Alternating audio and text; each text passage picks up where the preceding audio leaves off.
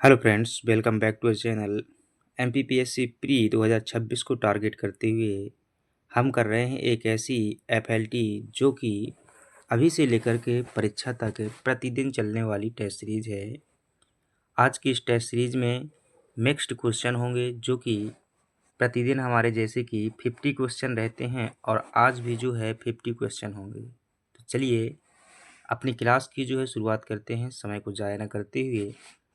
यह हमारी जो है तीसरे नंबर की एफएलटी है। अगर आप इसका टेस्ट देना चाहते हैं प्रतिदिन तो क्या करेंगे, डिस्क्रिप्शन बॉक्स में टेलीग्राम ग्रुप का लिंक मिल जाएगा जहां प्रतिदिन जो है क्लास का 8:30 पर आपको टेस्ट देखने को मिल जाता है। वहां से आप जो है टेस्ट ज्वाइन करके लगातार प्रैक्टिस भी कर सकते हैं। इसमें कुल 50 प्रश्न होंगे। प्रीवियस ईयर क्वेश्चन करने की भी आपको आवश्यकता नहीं है क्योंकि यह जो टेस्ट बनता है प्रीवियस ईयर क्वेश्चन के बेस्ड पर ही बनाया जाता है। चलिए हम अपने क्लास की शुरुआत करते हैं। आपके सामने पहला प्रश्न है।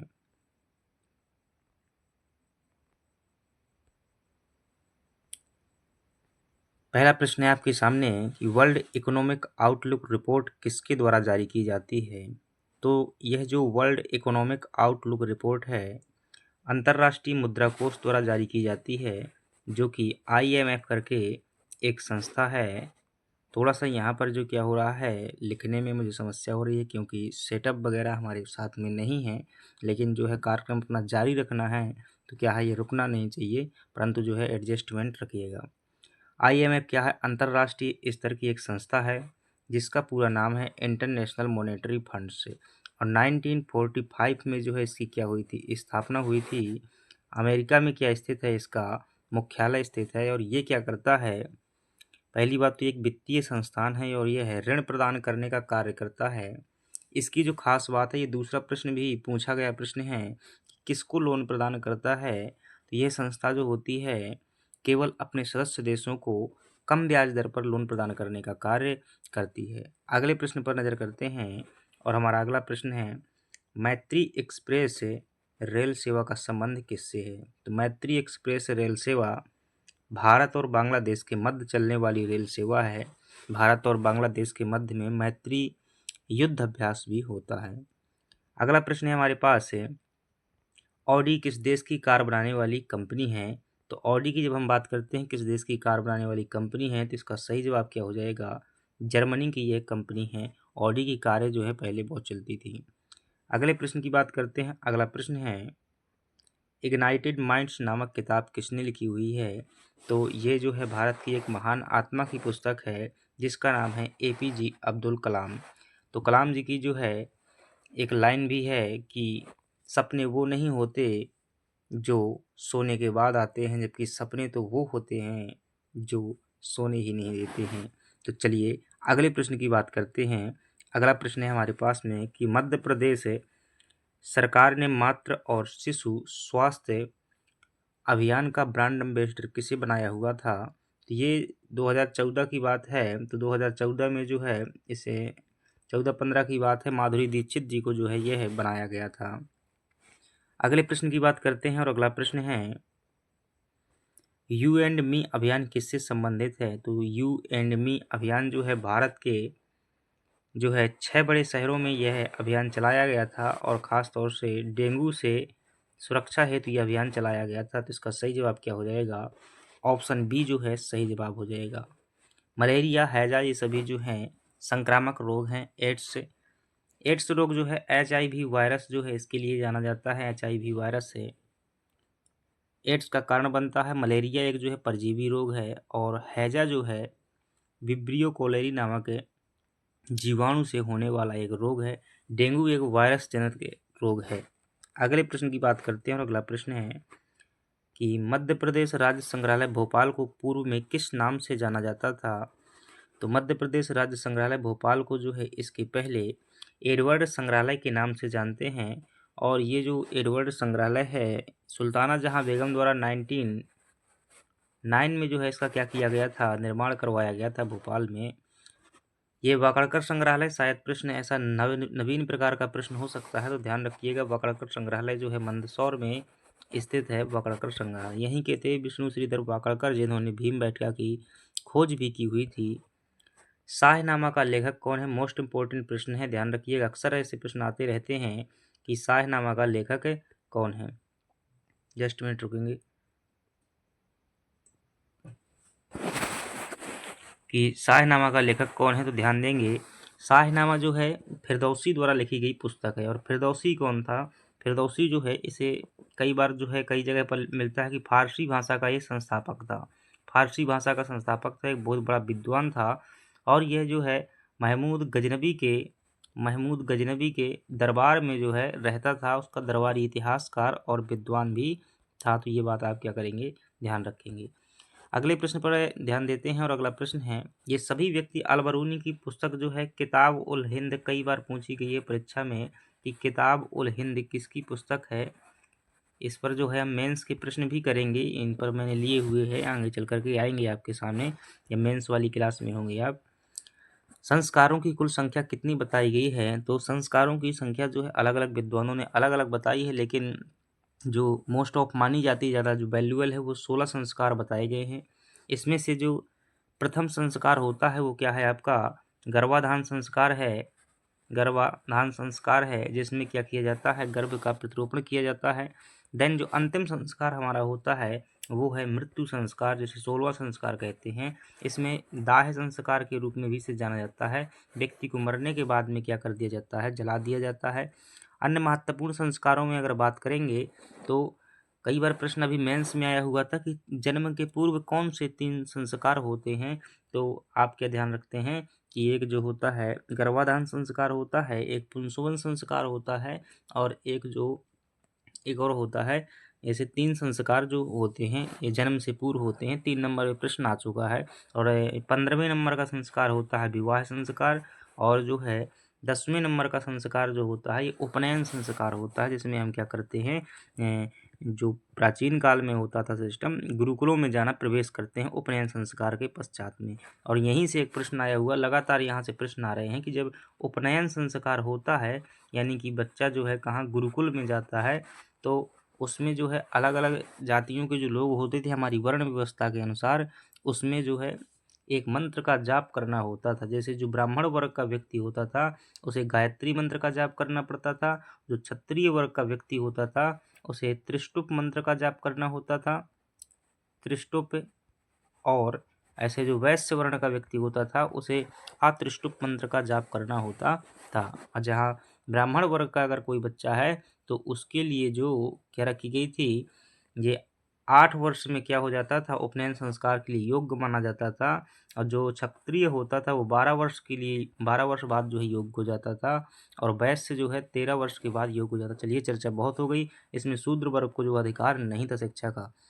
अगले प्रश्न पर बात करते हैं। और अगला प्रश्न है हमारे पास कि अभिलेखों में किस शासक को उल्लेख प्रियदर्शी एवं देवानाम्प्रिय के रूप में किया गया है? तो ये शासक जो था, ये शासक कौन था? सम्राट अशोक को यह नाम दिया गया है। अशोक के 4 अभिलेख ध्यान रखना है, जिसमें अशोक का नाम अशोक मिलता है, बाकी जो है किसी में नहीं मिलता है। वो कौन से 4 अभिलेख? एक है गुर्जरा अभिलेख, एक है नेत्तूर अभिलेख, एक है उदयगुरम, और एक है आपका मास्की अभिलेख। ये 4 अभिलेख है जिसमें अशोक का नाम अशोक मिलता है, बाकी अन्य किसी में नहीं मिलता है। ये जो भाब्रू शिलालेख है उसमें अशोक को मगधराज कहा गया है। तो जो भाब्रू शिलालेख है ये भी इम्पोर्टेंट है, इसमें अशोक को क्या कहा गया है? भाब्रू शिलालेख में मगधराज कहा गया है। और जो कंगनहल्ली शिलालेख है, कंगनहल्ली, इसमें क्या कहा गया है? अशोक को राण्यो अशोक कहा गया है। राण्यो अशोक, राण्यो अशोक जो है कहा गया है। अगले प्रश्न की बात करते हैं। और अगला प्रश्न है हमारे पास जो है थोड़ा सा यहाँ पर क्या हुआ है कि सेटअप गलत हो गया है। चलिए देखते हैं। इंडिका नामक पुस्तक के लेखक कौन है? तो इंडिका जो है ये पुस्तक किसके द्वारा? मेगास्थनीज द्वारा लिखी गई थी। और यह जो है मेगास्थनीज चंद्रगुप्त मौर्य के दरबार में रहता था। किसके दरबार में? चंद्रगुप्त मौर्य के दरबार में। अगले प्रश्न की बात करते हैं। और अगला प्रश्न है हमारे पास में कि रेगुलेटिंग एक्ट किस वर्ष पारित किया गया था? तो रेगुलेटिंग एक्ट आपका 1773 में पारित किया गया था। और यह भारत में पहला कानून था जो कंपनी को नियमित करने के लिए बनाया गया था। इसी के तहत जो है 1774 में भारत में प्रथम सुप्रीम कोर्ट की स्थापना की गई थी। इसमें जो है 1+3 न्यायाधीश होते थे, ध्यान रखिएगा। कलकत्ता में बनाया गया था। अगले प्रश्न की बात करते हैं।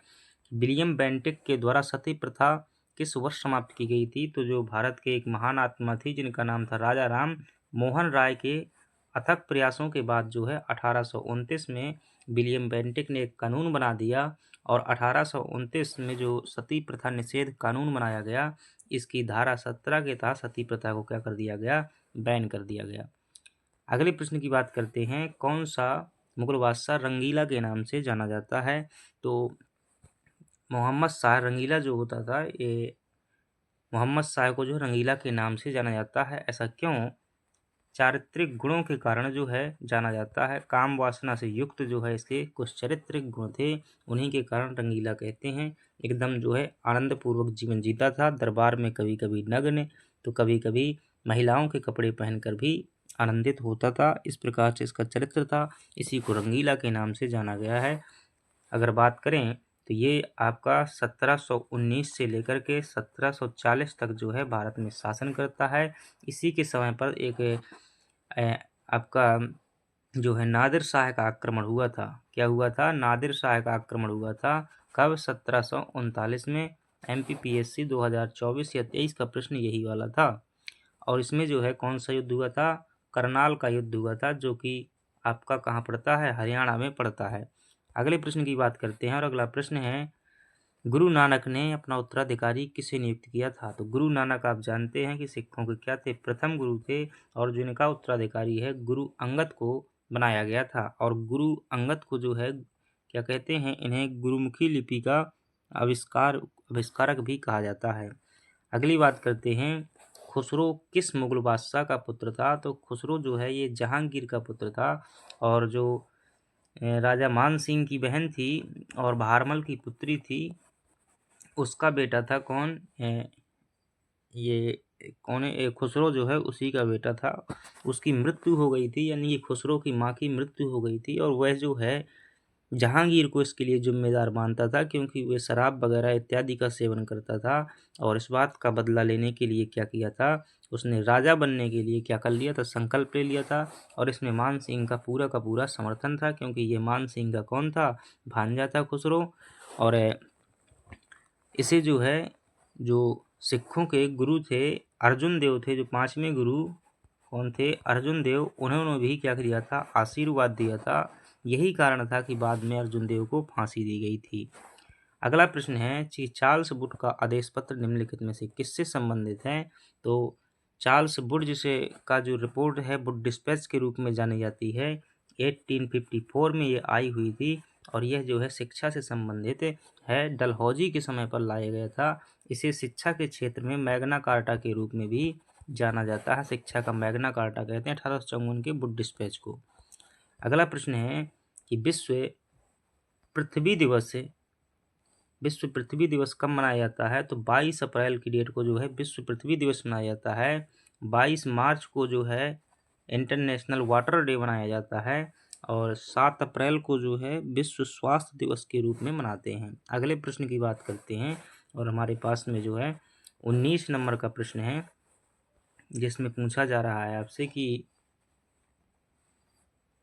ओजोन परत को सर्वाधिक नुकसान पहुंचाने वाला प्रदूषक कौन सा है? तो ओजोन परत से जो प्रश्न बनते हैं, एक पूछता है इसको नापने की इकाई क्या होती है? तो ध्यान रखिएगा डॉप्सन जो है इसकी इकाई होती है। दूसरा प्रश्न जो है क्लोरोफ्लोरोकार्बन इसे क्या करता है? नुकसान पहुंचाता है। शॉर्ट में कभी कभी CFC लिखा हुआ आ जाता है। अगले प्रश्न की चर्चा करते हैं और अगला प्रश्न है, ओजोन परत से ये भी पूछ लेता है कि भाई किस मंडल में पाई जाती है? तो समताप मंडल याद रखेंगे। समान वर्षा वाले क्षेत्रों को जोड़ने वाली रेखा क्या कहलाती है? उसे आइसोहाइट कहते हैं। क्या कहते हैं? आइसोहाइट। जैसे कि मतलब समान वर्षा, जैसे जहाँ पर क्या होती है 50 सेंटीमीटर वर्षा होती है और एक दूसरा स्थान है वहाँ भी 50 सेंटीमीटर होती है। और ऐसे जो मैप में जितने भी स्थान हैं उन्हें एक रेखा के माध्यम से मिलाया जाता है। इस रेखा को क्या कहते हैं? आइसोहाइट कहते हैं। आइसो जो हाइलाइन होती है ये समान लवणीय क्षेत्रों को जोड़ने वाली रेखा होती है। आइसोथर्म जो है समान ताप वाले क्षेत्रों को जोड़ने वाली रेखा होती है। आइसोबार जो है समान दाब वाले क्षेत्रों को जोड़ने वाली रेखा होती है।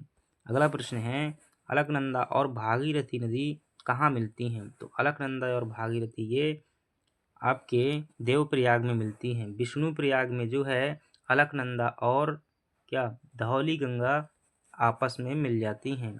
कर्णप्रयाग में जो है कर्णप्रयाग में क्या होती हैं कि यहाँ पर अलकनंदा और पिंडार गंगा जो है आपस में क्या हो जाती हैं, मिल जाती हैं। पिंडार गंगा और अलकनंदा। चलिए अगले प्रश्न की बात करते हैं और अगला प्रश्न है, निम्नलिखित में से किस राज्य में सबरीमाला मंदिर स्थित है? तो ये केरल में स्थित है, ध्यान रखिएगा। और ये तमिलनाडु में जो है तंजौर का बृहदेश्वर मंदिर, कांची का कैलाशनाथ मंदिर, और ये कर्नाटक में जो है एहोल के मंदिर जो है फेमस हैं। अगले प्रश्न की बात करते हैं और अगला प्रश्न है हमारे पास में कि भारत के किस राज्य की सीमा जो है नेपाल, भूटान और चीन से लगती है? तो जब हम बात करते हैं भारत के मैप की, इस प्रकार से जो ये राज्य है और इस राज्य का नाम क्या है? सिक्किम है। सिक्किम की सीमा जो है एक तरफ से यहाँ पर जो है नेपाल से और यहाँ पर भूटान से और ऊपर जो है चीन से लगती है। तो इस राज्य का नाम क्या है? ये राज्य हमारा सिक्किम है। अगले प्रश्न की बात करते हैं और अगला प्रश्न है, बैलाडीला किसके उत्पादन के लिए प्रसिद्ध है? तो क्या बताएंगे कि बैलाडीला जो है किसके उत्पादन के लिए? तो ये आपका लौह अयस्क के उत्पादन के लिए है और छत्तीसगढ़ में स्थित है। यहाँ से जापान के लिए लोहा का निर्यात किया जाता है, हल्दिया बंदरगाह विशाखापट्टनम से। अगले प्रश्न की बात करते हैं। अगला प्रश्न है कि भारत में अभ्रक का सर्वाधिक उत्पादन किस राज्य में होता है? तो देखिए अभ्रक में जो है सर्वाधिक उत्पादन आंध्र प्रदेश में है, ये प्रथम स्थान पर है। अभरा, अभरा से ऐसा ध्यान रख सकते हैं कि अंधा व्यक्ति क्या है? अभरा। अगले प्रश्न की बात करते हैं, तलचर, तो शुद्ध रूप में लिखिएगा। तलचर जो है, ये तलचर जो है कोयला की एक खदान है और ये जो कहाँ पर स्थित है? उड़ीसा में स्थित है। अगला प्रश्न है कि मानव विकास सूचकांक का आधार क्या है? तो ह्यूमन डेवलपमेंट इंडेक्स जब जारी किया जाता है तो किन आधार पर जारी किया जाता है? वो जो आधार हैं स्वास्थ्य, शिक्षा और रोजगार के आधार पर क्या करते हैं? इसे जो है जारी किया जाता है। स्वास्थ्य, शिक्षा और रोजगार के आधार पर जारी करते हैं। चलिए एक सेकंड का जो है मुझे लगता है थोड़ा सा इसमें मानव विकास सूचकांक स्वास्थ्य, शिक्षा और जीवन स्तर इसमें होता है। तो स्वास्थ्य, शिक्षा और जीवन स्तर, शिक्षा, रोजगार, थोड़ा सा मैं स्टार कर रहा हूँ इस प्रश्न को, थोड़ा सा कन्फ्यूजन है, बाद में टेलीग्राम में आपको बता दूंगा। फिलहाल में जो है ज़्यादातर सही स्वास्थ्य, शिक्षा और जीवन स्तर, ये जो है सी ऑप्शन करिएगा। मैं अभी स्टार लगा रहा हूँ। अगला प्रश्न है कि भारतीय संविधान के अंतर्गत प्रथम आम चुनाव किस वर्ष हुए थे? एक्चुअली में क्या है कि मैं कभी आंसर शीट नहीं रखता है और जो है मैं पहले पढ़ लेता हूँ एक बार इन्हें और याद करता हूँ चीज़ों को। भारतीय संविधान के अंतर्गत प्रथम आम चुनाव किस वर्ष हुए थे? तो ये जो है 1952 में हुए थे। इसका मतलब ये नहीं कि मतलब गलत चीज़ें बताई जाती हैं, कभी भी गलत नहीं होगा आपका। जहाँ भी जैसा डाउट होता है तो जो है चीज़ें वहाँ पर हाईलाइट कर दी जाती हैं या संकेत दे दिया जाता है। अक्सर चीज़ें जो है 90% मुझे पता रहती हैं, उसके बाद जो है 10% देखते हैं। 1952 में क्या हुए थे? प्रथम चुनाव हुए थे भारत में, याद रखिएगा। और ये जो है 1952 ही में नहीं, यदि 51 भी ऑप्शन है तब भी आप सही करेंगे क्योंकि 51 में शुरू हुए थे, 51-52 में 1 साल का समय लगा हुआ था। ये भारत के प्रथम राज्यसभा और लोकसभा भी चुनाव थे। अगले प्रश्न की बात करते हैं जो 29 नंबर का हमारे पास में प्रश्न है। चलिए 29 नंबर का प्रश्न है और इसमें आपसे पूछा जा रहा है कि संविधान को एक पवित्र दस्तावेज किसने कहा हुआ था? तो डॉक्टर भीमराव अंबेडकर जी ने जो है संविधान को एक पवित्र दस्तावेज कहा था और भीमराव जी जो हैं प्रारूप समिति के क्या थे? अध्यक्ष थे। अगले प्रश्न की बात करते हैं और अगला प्रश्न है, महात्मा गांधी का एक कथन है, ऐसे कथन करके प्रश्न अब ज़्यादा आने लगे हैं तो याद रखिएगा, पूछ लिए अगर कभी कि भारतीय संविधान भारतीयों द्वारा बनाया जाएगा और उनकी इच्छा के अनुसार होगा, यह कथन महात्मा गांधी का था, याद रखिएगा। अगला प्रश्न है कि दल बदल निरोधक जो है कानून किस संविधान संशोधन के माध्यम से जोड़ा गया था? तो ये 52वें संविधान संशोधन के माध्यम से 1985 में जो है जोड़ा गया था, जिसमें जो है जो भी विधायक एमएलए होते थे उनके एक दल से दूसरे जैसे बीजेपी से कांग्रेस में जाने पर ऐसे जो है दल बदलने पर रोक लगाई गई थी। अगला प्रश्न है कि भारत में संविधान का संरक्षक किसे कहा जाता है? देखिए, संविधान के जब संरक्षक की बात करते हैं तो सर्वोच्च न्यायालय को कहा जाता है, क्योंकि यह मौलिक अधिकारों के माध्यम से प्रावधानों की रक्षा भी करता है। अगला प्रश्न है कि विदेशी व्यापार का भुगतान भुगतान जो है किससे संबंधित है?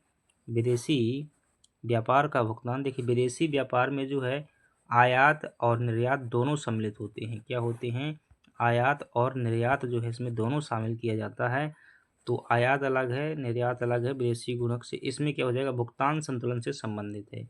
भुगतान संतुलन एक जो है अर्थशास्त्र का एक बड़ा कॉन्सेप्ट है। इसे भुगतान संतुलन के सिद्धांत पर ही सरकारें काम करती हैं। इसका मतलब होता है कि जितना हम आयात करते हैं उतना ही निर्यात करना चाहिए। अगर गेहूं का आयात करते हैं तो हम सोना का निर्यात करते हैं, कुछ भी निर्यात करें, संतुलन होना चाहिए। इसी को भुगतान संतुलन कहते हैं। सतत आर्थिक विकास से क्या अभिप्राय है? तो सतत आर्थिक विकास से अभिप्राय ये है कि वर्तमान पीढ़ी की आवश्यकताएं पूरी हो जाएं और भविष्य की भी आवश्यकताएं पूरी हो जाएं।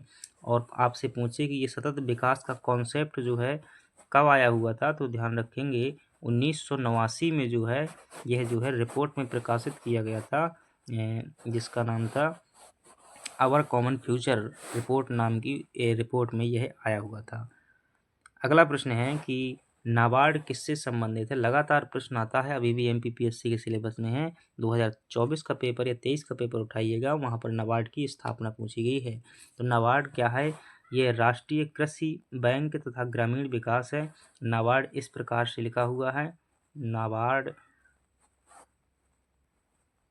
इस प्रकार से है और इसका पूरा नाम है national agricultural bank for rural development. इस प्रकार से क्या है, इसका पूरा नाम है नाबार्ड। और इसकी नाबार्ड 1912 जुलाई 1982 में इसकी क्या हुई थी? स्थापना हुई थी। यह मुंबई में है। कृषि के विकास और ग्रामीण क्षेत्रों के विकास के लिए कार्य करता है।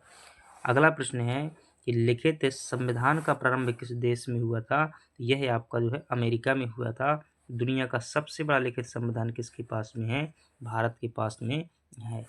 अगला प्रश्न है कि तारकुंडे समिति का गठन किस उद्देश्य से किया गया था? ये तारकुंडे समिति जो है चुनाव सुधार से संबंधित है।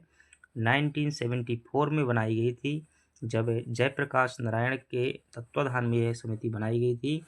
और जो तारकुंडे है इनका पूरा नाम है बीएम तारकुंडे ब्रजेंद्र महादेव ऐसा करके इनका पूरा नाम है। और इनकी जो सबसे खास एक सिफारिश थी कि जो पहले मतदान की आयु 21 वर्ष हुआ करती थी, इन्हीं के आधार पर जो है घटा करके क्या कर दिया गया था, 18 वर्ष कर दी गई थी, जो कि बाद में 1988 में ऐसा किया गया था। लेकिन सिफारिश जो है इन्हीं की थी। 61वें संविधान संशोधन द्वारा यह परिवर्तन किया गया था। तो सही जवाब ऑप्शन है। अगला प्रश्न है वित्त आयोग और योजना आयोग को परस्पर विलय का प्रस्ताव जो है किसने दिया था? तो ये आपकी एम.बी. माथुर समिति द्वारा दी गई थी। अगले प्रश्न की बात करते हैं और अगला प्रश्न है केंद्रीय प्रदूषण नियंत्रण बोर्ड का अध्यक्ष कौन है? तो इसका अध्यक्ष जो है पर्यावरण मंत्री जो है केंद्रीय प्रदूषण नियंत्रण बोर्ड का अध्यक्ष होता है। अगला प्रश्न है हमारे सामने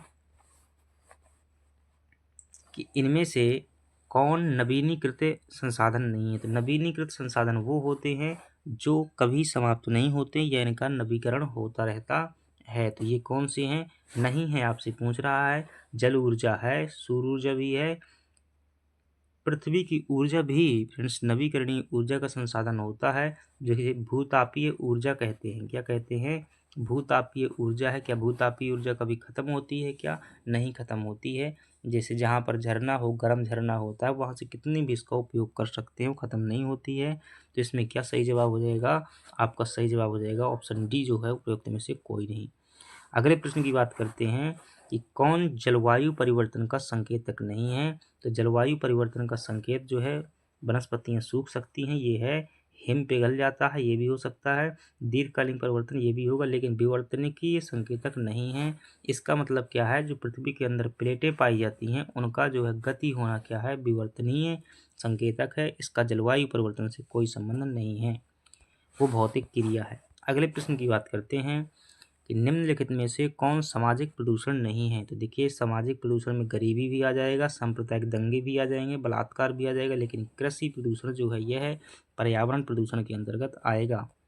अगला प्रश्न है, कौन सा भाग सुनामी प्रभावित क्षेत्र नहीं है। तो आप क्या बताएंगे कि गुजरात का तटीय क्षेत्र जो है सुनामी से प्रभावित क्षेत्र नहीं है। दिसंबर 2004 की जो भारत में सुनामी आई थी ये बहुत फेमस है। अगले प्रश्न की बात करते हैं और अगला प्रश्न है हमारे पास कि सतत विकास का आधार क्या है। जब सतत विकास की हम बात करते हैं तो सतत विकास क्या होता है, एक ऐसा विकास जो वर्तमान पीढ़ी के साथ साथ भविष्य को सोच करके किया जाता है, वो सतत विकास कहते हैं। और इसका आधार है तो सामाजिक दृष्टिकोण भी होगा, आर्थिक दृष्टिकोण भी होगा और पर्यावरणीय दृष्टिकोण भी होगा। तो यहाँ पर आप क्या लिखेंगे, उपयुक्त सभी। तो ये क्या हो जाएगा आपका डी ऑप्शन क्या है, सही हो जाएगा। उपरोक्त सभी जो है सामाजिक विकास का आधार है।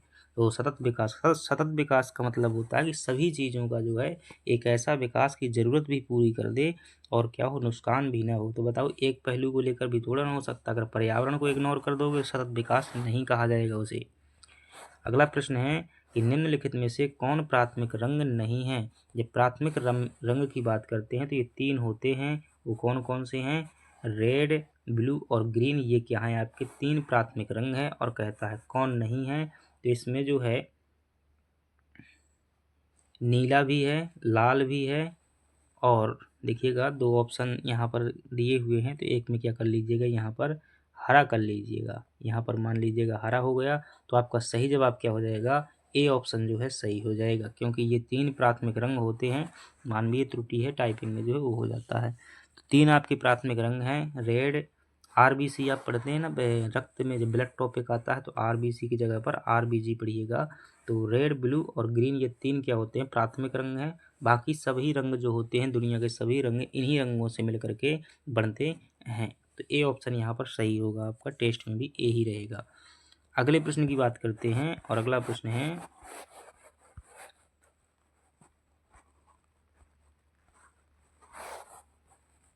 किसने आविष्कार किया कि पेड़ पौधों में क्या होता है, जीवन होता है। तो ये भारत के एक महान वैज्ञानिक थे। अभी 2024 की न्यूज़ ही, 23 की न्यूज़ थी, उसमें लिखा हुआ था न्यूज़पेपर में कि ब्रिटेन के वैज्ञानिकों ने ऐसी ऐसी खोज की। तो ये बहुत समय पहले की बात है कि जो भारत के जगदीश चंद्र बोस थे, इन्होंने बहुत पहले ही बता दिया था, जेसी बोस, कि जो भारत पेड़ पौधे भी क्या कर सकते हैं, मुस्कुरा सकते हैं, हंस सकते हैं, सुख दुख का अनुभव करते हैं। ये बात जो है पहले ही बताई गई थी जेसी बोस द्वारा। और इनके द्वारा ही एक बड़ी उपलब्धि और है कि इन्होंने ऑक्जेनोमीटर का आविष्कार किया था।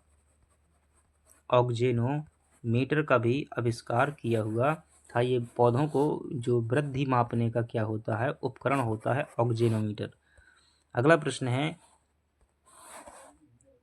एक बाइट में कितने बिट्स होते हैं। तो कंप्यूटर की मेमोरी यूनिट से संबंधित ये प्रश्न है। सभी प्रश्न जो है इम्पोर्टेंट है, जो है एमपीपीएससी के सिलेबस को ध्यान में रखते हुए हैं। जो बाइट होता है कि एक बाइट में कितने बिट होते हैं, तो सबसे पहले आप जानते हैं जब मेमोरी इकाई की बात करते हैं तो 0 और 1 होता है। क्या होता है, 0 और 1, जिसे ऑन ऑफ कहते हैं, यही बाइनरी सिस्टम कहलाता है, द्विआधारी अंक। इसके बाद जो होता है क्या होता है, बिट होता है, बिट होता है। और 8 बिट से मिलाकर के जब 8 बिट हो जाते हैं तो क्या बन जाता है, 8 बिट से मिलाकर के एक क्या बनता है, बाइट बनता है, एक बाइट। और ऐसे 1024 बाइट से मिलाकर के 1024 बाइट से मिलाकर के क्या बनता है, एक जो है केबी बनता है। और केबी से बड़ी इकाई जो है एमबी होती है, एमबी से बड़ी इकाई जो है जीबी होती है। इस प्रकार से क्रम जो है चलता रहता है। अगले प्रश्न की बात करते हैं तो यहाँ सही जवाब क्या हो जाएगा, एक बाइट में कितने बिट होते हैं, 8 बिट्स होते हैं। अगले प्रश्न की बात करते हैं, न्यूनतम मेमोरी इकाई कौन सी है। तो अभी हमने बात की है कि सबसे छोटी जो होती है बाइट बिट होती है, फिर बाइट होती है, फिर केबी होती है, फिर एमबी होती है, फिर जीबी होती है, फिर टीबी होती है। तो यहाँ पर सही जवाब क्या हो जाएगा, केबी जो है सबसे छोटी इकाई है। अगले प्रश्न की बात करते हैं, बाइनरी भाषा में कितने अंकों की बनी होती है। जो बाइनरी भाषा यानी कि कंप्यूटर की जो भाषा होती है, इसे हम क्या कहते हैं, मशीन भाषा कहते हैं, मशीन भाषा कहते हैं। शॉर्ट में से मशीन लैंग्वेज इस प्रकार से लिखा जाता है। तो ये जो है 2 अंकों से मिलकर के बनी होती है। उसे कौन कौन से हैं, 0 और 1 इस प्रकार से होता है। इसे 0 को ऑफ कहा जाता है और 1 को जो है ऑन कहा जाता है। आप कंप्यूटर में कोई भी बटन दबाइएगा इसी रूप में कंप्यूटर जो है ग्रहण करता है। अगले प्रश्न की बात करते हैं कि ये इसका जो आविष्कार है जो ये आपकी कौन सी भाषा है, मशीन भाषा है, आई थिंक ग्रेस हॉपर या लेडी एडा अगस्टा द्वारा की गई थी। निम्नलिखित में से कौन सबसे बड़ा और सबसे तेज सबसे महंगा कंप्यूटर है? तो जो सुपर कंप्यूटर होता है तो यही क्या है, सबसे बड़ा और महंगा कंप्यूटर है। सैमुअल क्रे जो है इसके क्या माने जाते हैं, जनक माने जाते हैं अंतर्राष्ट्रीय स्तर पर। अगले प्रश्न की बात करते हैं, भारतीय सुपर कंप्यूटर का जनक किसे कहा जाता है? तो भारत के जो महान वैज्ञानिक थे शांति स्वरूप विजय भटनागर जो है, इन्हीं को क्या कहते हैं, विजय भाटकर को भारतीय सुपर कंप्यूटर का जनक कहा जाता है। तो इस प्रकार से क्या हुआ, ये हमारी 50 क्वेश्चन की जो है टेस्ट सीरीज जो है ये कंप्लीट हुई। और इसका अगर आप टेस्ट देना चाहते हैं तो डिस्क्रिप्शन बॉक्स में जाइए और वहाँ पर टेलीग्राम ज्वाइन कीजिएगा और वहाँ से आप ज्वाइन करेंगे। अगर वीडियो पसंद आया तो लाइक सब्सक्राइब कीजिएगा। चलिए मिलते हैं नेक्स्ट पर, धन्यवाद।